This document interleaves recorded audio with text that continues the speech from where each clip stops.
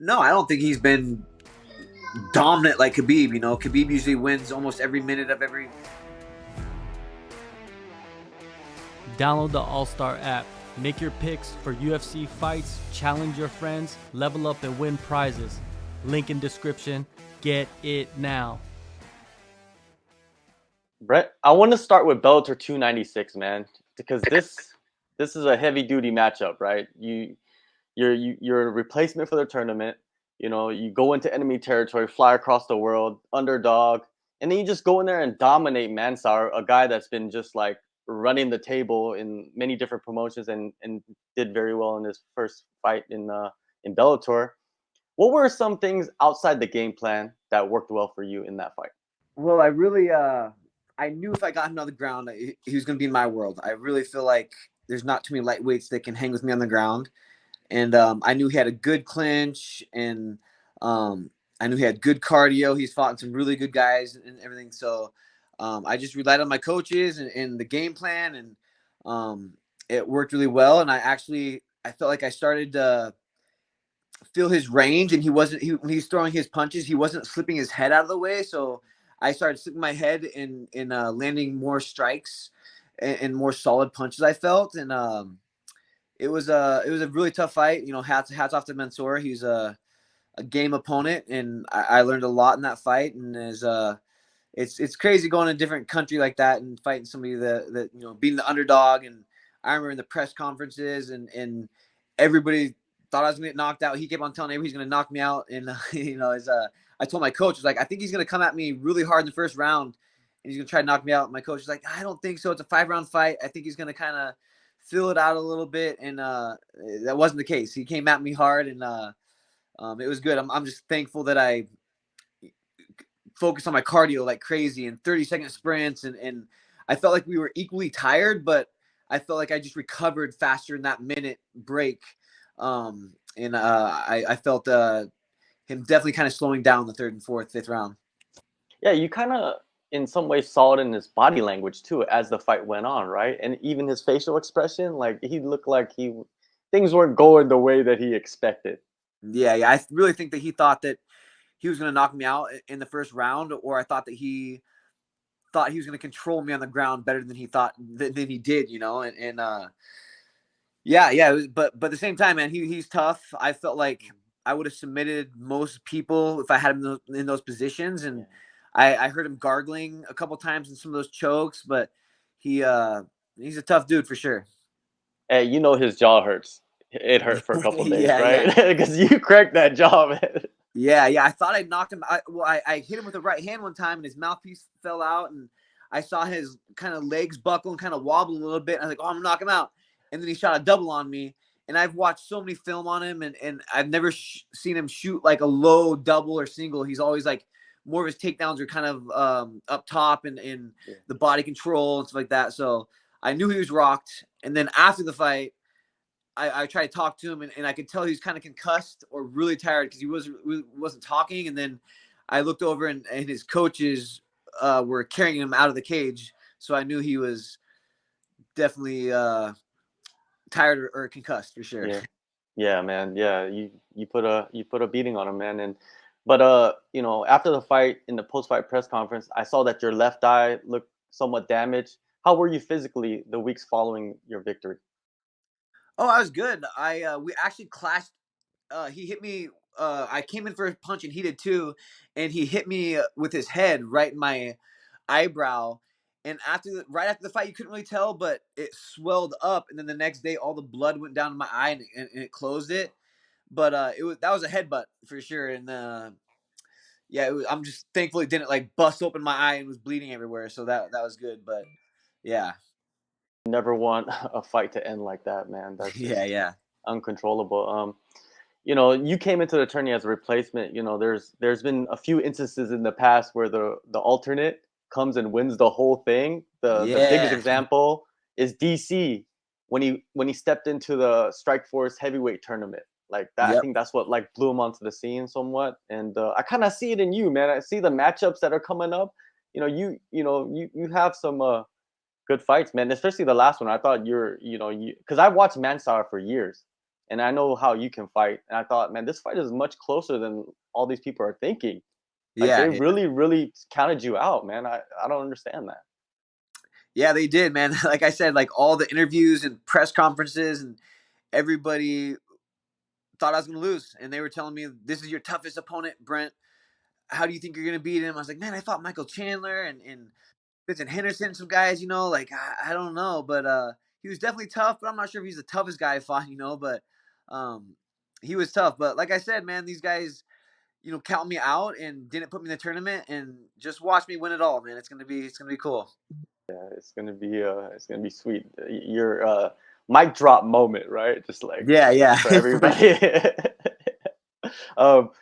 You win that fight. Um, you know who your opponent is, your next opponent. So you got about 5 months to prepare. Could you take us through kind of like the stages of preparation for someone like Usman Nurmagomedov? Yeah, Usman's a great champ, a great fighter. He comes from a great camp. He trains with a lot of really good guys. So I'm definitely not underestimating him at all. I've been training really, really hard and focusing on my cardio and my stand up, my wrestling, like everything. I feel like I have to be all gears have to be going great. I have to fight the best of my abilities. But I know if I fight how I can and the best that my abilities, I'm gonna win. And it's gonna be a good fight, man. It's gonna be a great day in San Diego, a great night, man. And I'm ready for it. I'm ready for anything, and I've been training my butt off. That's for dang sure. How good is it to be fighting in Pacific Standard Time? Oh my gosh, it's amazing. Like I've been fighting, in Paris and London.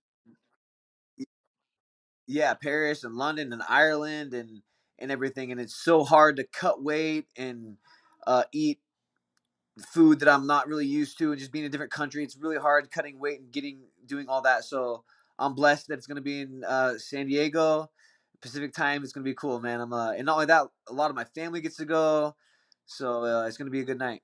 Yeah, phenomenal, man. And I think something that's been lost is that you've been calling to fight Usman for a while. Yeah, Not yeah. many guys have been doing that, man. You've been out there like openly calling him out. What outside of him being the champion, right?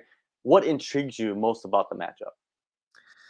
I just like that. I know he's tough. He's undefeated. That's awesome. I know that he comes from a real good camp. He's Khabib's cousin. It kind of sounds weird a little bit, but I've always looked up to Khabib. I think he's an awesome champion. If you talk crap about his family and his teammates, he'll jump off the cage and do a flying stomp to your face. I just love that about him, and it's gonna be great, man. And I tried to fight Usman a couple years ago. I asked Bellator, please, let me fight him. I want to fight. I want that fight, and they said no. And man, everything happens for a reason. Here we go. I'm fighting Usman, so it's gonna be great. And I know it's gonna be a tough challenge and a tough fight, but I'm ready for it. I've been training really hard, and I feel like I'm gonna shock everybody. You forced them into it, which is the best Yeah, thing, right? yeah, yeah, You for forced sure. them into it, Yeah, and even better. you went face to face with Usman in Paris after the fight. A lot of people say they'll probably ask you like, "What did you see in his eyes? Like, what did you see when you stood next to him, sizing him up?"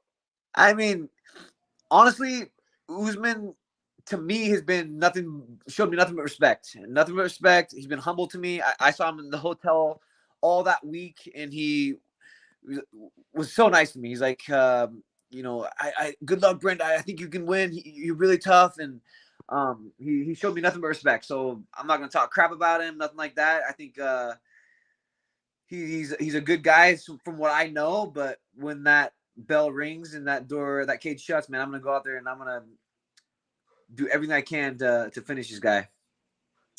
Usman, he's had quite a few fights for Bellator, and we've seen him against very many different types of skill sets, right? But the guys that have taken into like decision, or that guys that have competed against him, because Usman hasn't been like dominant like a Khabib, right? Or am I wrong? No, I don't think he's been dominant like Khabib. Khabib usually wins almost every minute of every fight, except a couple little exchanges on the feet or whatever. But um, I even when I called him out like a couple years ago, I seen some flaws, seen some things that I think I can capitalize on, and um, man, I think I have so much heart in me, and I have no quit in me, and um, man, I'm ready to die in there. Means everything for me and my family, and I'm literally gonna go in there and fight as if my life is on the line for sure. And I really think that I'm gonna finish him. Man, I'm excited for this one, man. I'm excited that you get this opportunity. You know, it's hard not to root for the underdog, right? Like it's hard not to like someone that is that passionate about like going in there and doing what you want to do. Training camp, is it the same cast and crew as last time?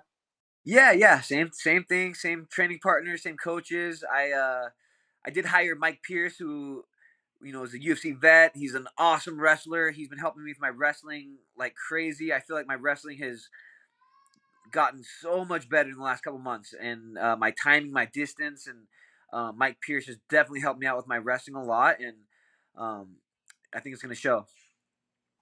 Do you see like a possibly a submission battle with Usman? You guys get to the ground because you're a phenomenal grappler, of course. You know what I mean, wrestling as well. And him, you know, we've seen a lot from him. You know, do you think that that could be the match, like the fight that plays out? Yeah, I mean, honestly, I feel like he's kind of like a more of a stand-up guy. I think, and I don't know if he's gonna want to go to the ground with me unless I kind of picture maybe the last like 30 seconds or the last minute of the round, he might shoot in, try to secure the round. But if he wants to play on the ground with me, man, let's do it. That's my game. That's my world. So I'm taking that, man. If he wants to take me down, if he wants to go to the ground, and I'm ready for that. That sounds good to me. But I really think he's going to be kind of an outside point fighting style, is what I'm thinking. But um, hey, man, let's go. If he wants to take to the ground, let's go. Yeah, yeah. I don't think he would really want to get close and clinch with you, right? Like, because like you said, that's your world, and you know it's no secret. I'm the interest is there. I want to see how it's gonna play out, man. What's your strategy? What's his strategy? That's what we love this for. You know Yeah, what I mean? yeah. On the other side of the bracket, you got Pitbull versus Shabli. What do you think of that matchup? Oh, it's gonna be a banger. I think that that's gonna be a great fight.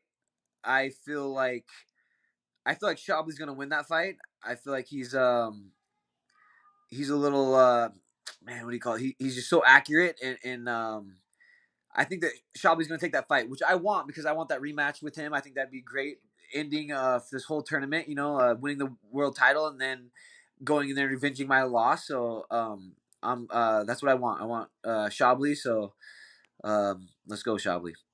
Yeah, yeah. When I saw Shabli, like he was on the other side, you know, like and then you're fighting, and then it's like you win, he win, you guys move up. Yeah, it's like I don't know. I don't want to say Cinderella story, but it's like a story like that, right? Where you Yeah, lost to yeah, the guy, and then you know the stars aligned, and boom, now you guys are back at it. It's gonna be incredible, man. yeah, Um, yeah. one last thing, the Bellator sale rumors. They've been flying around for months and months now. What are your thoughts on that? Is it shocking to you a little bit? Yeah, it was when I first heard it. I was like, "What the heck? No way!" But man, I've heard so many rumors and stories. I have no idea what's going on. My manager doesn't know what's going on. Um, I heard that Bellator 300 was going to be the last event, maybe, and then I just saw that there's a fight in November, and so I don't really think that's going to happen. But man, I don't know what's going to happen. But man, Bellator showed me nothing but love. I respect all the guys there, and I like all the guys from Bellator. So I want to fight for Bellator. Hopefully they don't sell, but you never know, man. This life in this sport is crazy, so you never know. Well, if you're champ, man, that puts you in a different spot, right? Yeah, Like, yeah, for sure, for yeah, sure, yeah, exactly. yeah, man. You get your opportunity, man. October 7th, Bellator 300 main event, lightweight title, San Diego. Brent, thank you so much, man, for the time and all the best in this fight coming up. Thank you so much, man. Thank you for having me on. I really appreciate it.